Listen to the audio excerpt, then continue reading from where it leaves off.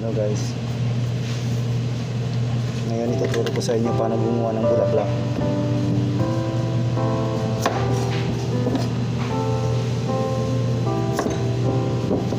Magawin natin bulaklak to ha. At itong onion, unahin muna natin itong carrots.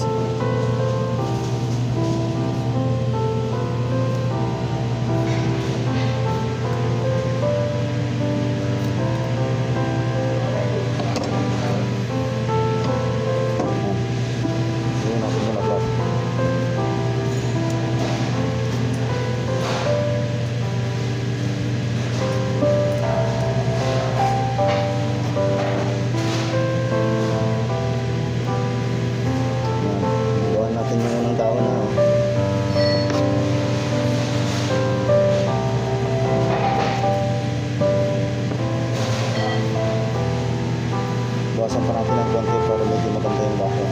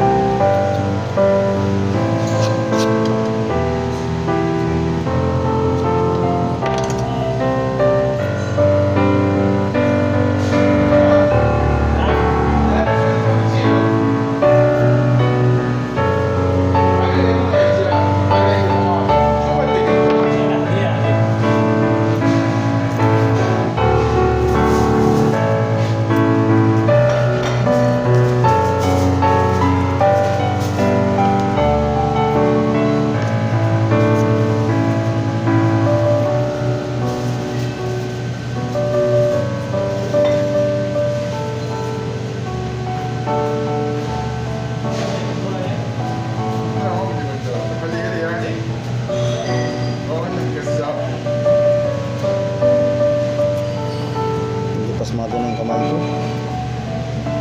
Pasmado na.